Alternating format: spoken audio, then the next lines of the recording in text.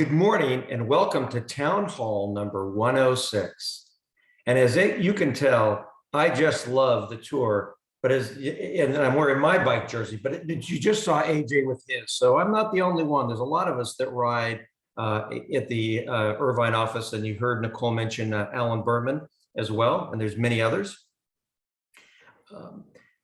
So now let's head over to Sarah, who will share her insights into artist Hayao Miyazaki, chosen by one of our interns, Alex. Miyazaki is a Japanese manga artist. Today, we are focusing on his films. So Sarah, enlighten us. Hi, good morning. Let me just share my screen really quickly with everyone.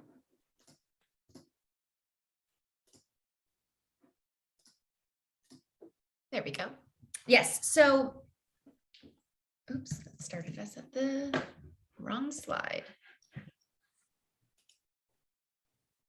There we go. Perfect. So Hayao Miyazaki is a Japanese animator, director, producer, screenwriter, author, and manga artist. He wears many hats.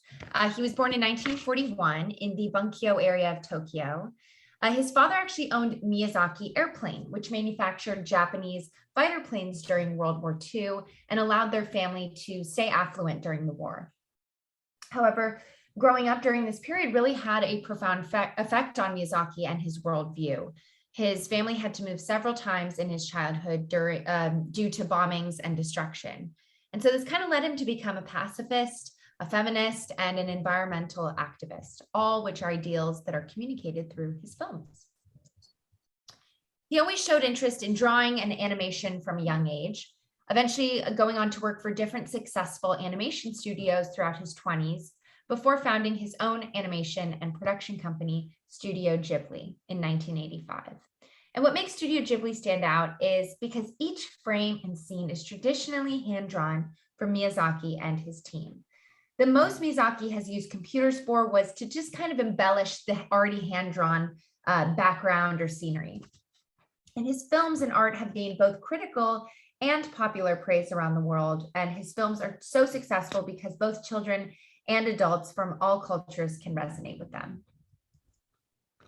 So starting off with his most popular film is Spirited Away, which is about a young girl, Chihiro, on the right. She stumbles into the spirit world after her parents upset the gods, and her goal is to try to leave the spirit realm and to go back home to her parents. She discovers a Japanese bathhouse where all the gods and deities come to relax and is forced to work there by the evil owner in order to save her parents. The story is a tale of resilience and persistence as Chihiro gradually draws on her inner strength to endure this land. So on the bottom left picture, you can see Miyazaki's original drawing of one of these scenes, which would later be obviously adapted into the film. And the movie was animated at 24 frames per second. So every second required 12 separate drawings. And in total, Spirited Away had more than 80,000 different hand-drawn pictures. Spirited Away is one of Japan's highest grossing animated films of all time and holds a special spot among many teens and young adults today who watched it as children. And I remember watching this when I was younger.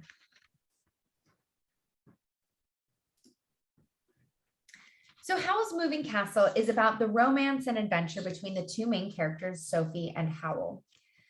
Sophie is a simple girl with a simple life, while Howl is a young wizard with a notorious reputation. And the film had an especially unique aesthetic, especially with Howl's iconic moving castle, which you can see is so detailed and really stands out against this background. It's the centerpiece of the movie and has really become iconic to the generation that grew up watching this. Howl's Moving Castle is definitely one of Miyazaki's most complex and layered creations, where the coming of age theme is filled with also adult and complex tones. And the adventure of Howl and Sophie is also heavily interwoven with anti-war feelings, which were openly shared by Miyazaki himself. So next is Princess Mononoke. It revolves around Ashitaka, a cursed prince who, in his attempt to search for a way to lift a curse that threatens his life, finds himself in the middle of a bitter war between man and beast. Princess Mononoke has a much more serious tone and darker themes of man versus nature. And man versus nature is not a new concept, but the film distinguishes itself by incorporating the Eastern philosophical concept of balance into the conflict, so portraying good and evil on both sides. So there's no real villains in Princess Mononoke, just characters who are motivated into action by their primordial wants and needs, which unfortunately leads them into conflict with others. So Studio Ghibli's art of the forest and unique character designs like Sans on the right really made the film stand out and showed the skill and creativity of Miyazaki, from beautiful landscapes to bustling villages to fiery battlefields. Every scene is really truly breathtaking. Next is another one of the most popular films, My Neighbor Totoro. This film includes Studio Ghibli's most iconic character, Totoro, the big fluffy creature in the pictures. And he's become iconic ever since the movie was released, and he's now the face of the Studio Ghibli brand. So this film is about two sisters moving into their new home with their father in order to be closer to their hospitalized mother. They quickly discover the surrounding trees are inhabited by magical spirits of the forest, and they meet the friendly spirit, Totoro, who helps them come to terms with their new life. This film was centered more to younger kids, and it has many hidden messages about kindness and human growth. And Miyazaki uses this film as a celebration of childhood and the valuable, carefree lives of children. And on the bottom left, you can see his original sketch of Totoro and the other forest spirits. And then you can see Totoro standing next to the two sisters in the rain in this top picture. This is probably the most iconic picture of the film. So Ponyo is considered to be Studio Ghibli's cutest film. It's about a young boy named Sasuke having a fish named Ponyo, and their journey of friendship together before Ponyo is forced to return to the sea. Ponyo is a very bright and wholesome film that highlights the beauties of the ocean, but also sends a message to the viewers that nature must be taken care of and respected in order to preserve its natural beauty. So the film also contains the theme of parenting, as Ponyo's father seems to be mean and evil and sinister for wanting Ponyo to return to the ocean, but his desire to keep Ponyo in the sea is eventually explained because of his concern for the balance of Earth's nature. So in Miyazaki's sketch on the bottom left, you could see the beauty of the ocean, but also all the trash and debris that humans have left behind. And on the top, you can also see this beautiful, pristine image of the ocean. So again, that balance. Next is Kiki's Delivery Service, which is about a young witch named Kiki who moves to a new town and must learn to be independent and make a living. But she also still has to learn to enjoy life at the same time. So Kiki's a really isolated and vulnerable character, and a lot of the time she lacks the skills that make her equipped to handle the situations she encounters. And because of this, any touch of warmth added to her life feels all the more resonant because it contrasts with that isolation. And by the end of the film, Kiki learns to be entirely self-sufficient, but also builds a support system around her. So the film's plot isn't revolutionary, but the film's charms have cast a spell over audiences for over 30 years with this simple, timeless tale of self-discovery. And it's just as enchanting today as when it premiered. So lastly, Miyazaki's final film, The Wind Rises, is a story set in the midst of war, where the main character, Jiro, has always dreamt of flying airplanes. But being a pilot isn't an option for him due to his bad eyesight. So he decides to go to school to be an engineer and design beautiful airplanes for others to fly. So at its core, The Wind Rises is about what happens when people forsake what really matters just to pursue their goals.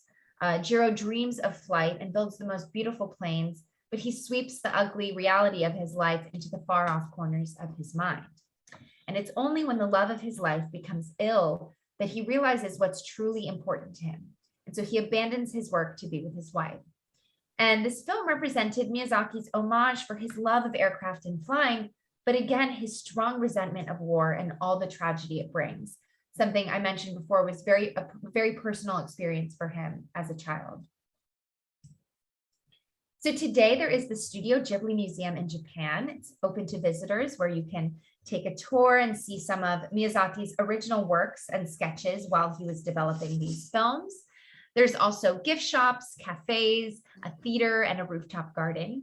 And in the movie theater, you can watch short films made by Studio Ghibli that are exclusive to the museum, which is fun.